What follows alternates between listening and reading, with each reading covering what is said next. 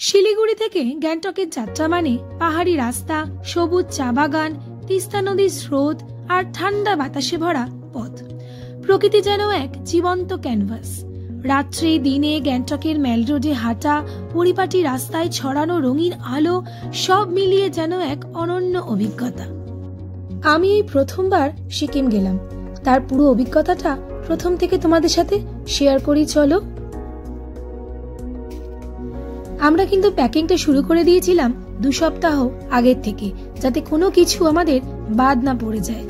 আমরা যাচ্ছি শিয়ালদার 3 নম্বর প্ল্যাটফর্ম থেকে তিস্তা তোরসা এক্সপ্রেস ধরে।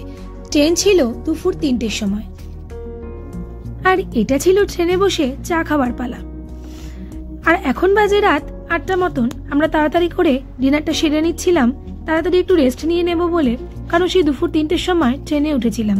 আবার এদিকে রাত 2টোর সময় নেমে পড়তে হবে, তাই তাড়াতাড়ি করে বাচ্চাদের ডিনারটা সেরে নিয়ে আমরাও ডিনারটা করে নেব, একটু রেস্ট নিয়ে নেব, এই আর কি।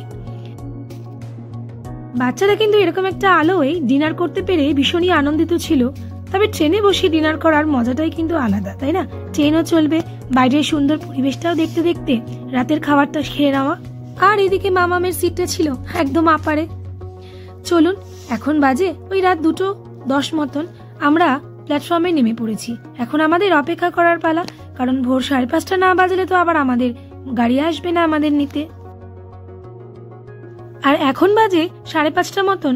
আমরা স্টেশন থেকে বেরিয়ে বাইরের দিকে যাচ্ছি, যেখানে গাড়ি আমাদের জন্য ওয়েট করছে। 5:30 প্রায় বেজে গেছে।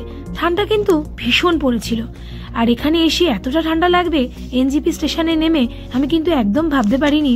জ্যাকেটটা ছিল, তবে টুপিটা ছিল ব্যাগের অনেক ভিতরে।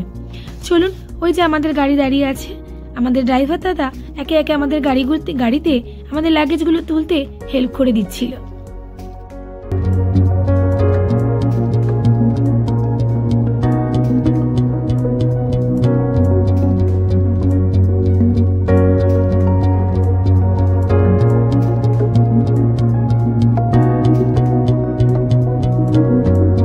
আমরা তো গাড়িতে উঠে পড়লাম, কিন্তু এখানে পার্কিং এরিয়াতে অনেক গাড়িই থাকে গ্যাংটক যাবার জন্য দাঁড়িয়ে।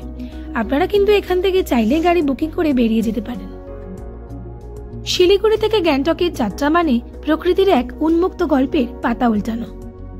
রাস্তার ধারে দাঁড়িয়ে থাকা সারি সারি গাছ আর পাইন বন যেন মনে স্বস্তি এনে দিচ্ছিল। গাড়ি যতই এগোচ্ছিল, পাহাড়ি পথগুলি যেন নতুন রূপে ধরা দিচ্ছিল।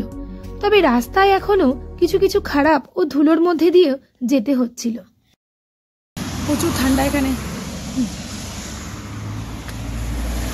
খুব কষ্ট হচ্ছে। এই যে গাড়ি আমাদের, এখন আমরা নেমেছি একটা জায়গায় একটু চা কফি খাওয়ার জন্য। কথা বলতে পারছি না, প্রচণ্ড খারাপ রাস্তা। মানে রাস্তা ভালো, এতটাই ঘোরানো পেঁচানো, খুব কষ্ট হচ্ছে। আর এইখানে একটা এই যে হোটেলে আমরা দাঁড়িয়েছি, এখানে একটুখানি চা কফি খাবো।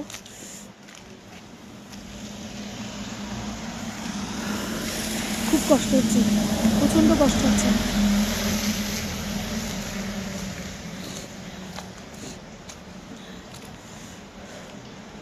চলো তোমাদের ওই ভিতর থেকে একবার ভিউটা দেখাবো। ভিউটা ভিতর থেকে একবার দেখাই, চলো কেমন লাগছে দেখতে। প্রচণ্ড কষ্ট হচ্ছে, পাচ্ছি না।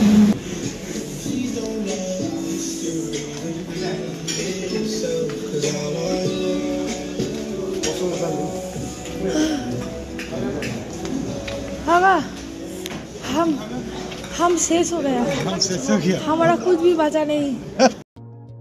এই পুরো জার্নিটায় আমাদের সাথে ছিল কিন্তু তিস্তা নদীর স্রোত। ভারী অপূর্ব, তাই না? আবারও আমরা গাড়ি নিয়ে বেরিয়ে পড়লাম সেই পাহাড়ি আঁকাবাঁকা পথগুলি ধরে এগিয়ে গেলাম গ্যাংটকের দিকে। সিকিমে আমি এই প্রথমবার এলাম। আর ওই যে বললাম, প্রকৃতি যেন এক জীবন্ত ক্যানভাস। ঠান্ডা বাতাস আর এই পাহাড়ি রাস্তা, আঁকাবাঁকা পথ, সব মিলিয়ে যেন এক অনন্য অভিজ্ঞতা হলো আমার। দূরে দেখছেন পাহাড়ের গায়ে মেঘটা যেন আটকে রয়েছে। এ এক অনন্য দৃশ্য, যা পাহাড়ে না এলে দেখাই যায় না। এই সেই তিস্তা নদী, যা এখনো আমাদের সঙ্গী হয়ে রয়েছে। আমরা কিন্তু এখনো গ্যাংটকে গিয়ে পৌঁছতে পারিনি, কিন্তু তিস্তা নদী এখনো আমাদের সাথেই রয়ে গেছে। ওই যে বললাম, প্রথমবার আমি পাহাড়ে এলাম। প্রকৃতি যে এতটা সুন্দর হতে পারে, পাহাড় যে এতটা সুন্দর হতে পারে, তা আমি জীবনে এই প্রথমবার দেখলাম। পাহাড়ে না এলে আমি কিন্তু জানতেই পারতাম না যে প্রকৃতি এতটা সুন্দর হতে পারে।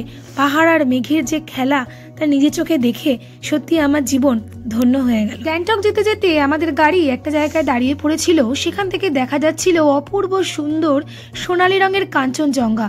এতটুকু কুয়াশা ছিল না, আমি যেন কাঞ্চনজঙ্ঘার চূড়াটা ছুঁতে পারছিলাম আমার মনে হচ্ছিল। আমি যে কি খুশি ছিলাম আমি বলে বোঝাতে পারবো না। যত ভালো ভাষাই বলি না কেন বলে বোঝাতে পারবো না ওই মুহূর্তটা আমার কাছে কতটা দামি ছিল। আবারও আমরা গাড়িতে উঠে পড়েছিলাম। রাস্তার পাহাড়ের দুধারে কিন্তু বেশ ভালোই বরফ জমেছিল। দূরে দেখা যাচ্ছে দেখুন পাহাড়ের বাদিকে পাহাড়টা পুরো সাদা হয়ে আছে, আর আমরা যাচ্ছিলাম একদম খাদের ধার দিয়ে। ওই দেখুন পাহাড়ের বাদিকে কত বরফ, পাহাড়টা যেন পুরো সাদা একদম বরফের চাদরে মোড়া।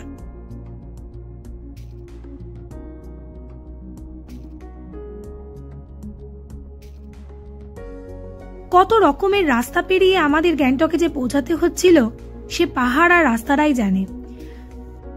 এই অপূর্ব সুন্দর মায়াবী রাস্তা যেন আর ফুরোচ্ছিলই না।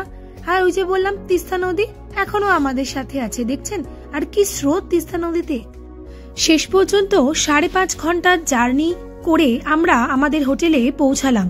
আমাদের হোটেলটা কিন্তু ছিল ভীষণই সুন্দর এবং একদম ম্যাল রোডের ওপরে, যেটা এমজি মার্গ রোড বলা হয়, সেই রোডের একদম ধারে রাস্তার ওপরে আমাদের এই হোটেলটা ছিল।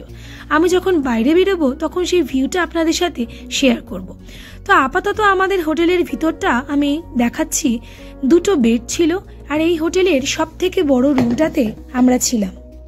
রুমটা কিন্তু আমার ভীষণই পছন্দ হয়েছিল। বিছনার চাদরগুলো একদম টানটান পরিপাটি এবং ধবধবে সাদা, তার সাথে ছিল 2টো করে কম্বল প্রত্যেকটা বেডে। বাথরুমটাও ছিল ভীষণই পরিষ্কার। এইটা বাথরুমটা ভিডিওতে দেখালাম বলে কেউ কিছু মনে করবেন না। আর এই যে আমাদের হোটেলটা, আমি ভীষণই খুশি হয়েছিলাম এত সুন্দর একটা রুম পেয়ে। তবে যাই হোক আমাদের শরীরটা কিন্তু একটু উইক ছিল। 5.5 ঘন্টা জার্নি করে আমরা এসেছিলাম, কিন্তু মনে এতটাই আনন্দ ছিল যে কষ্টটা মনেই হচ্ছিল না।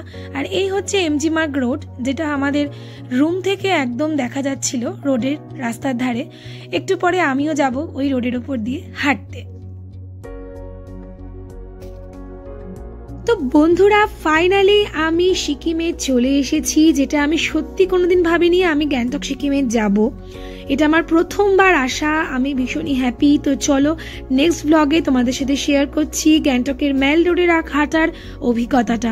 তোমরা কিন্তু আমার পেজটা ফলো করে আমার নেক্সট ভিডিওর জন্য অপেক্ষা করো।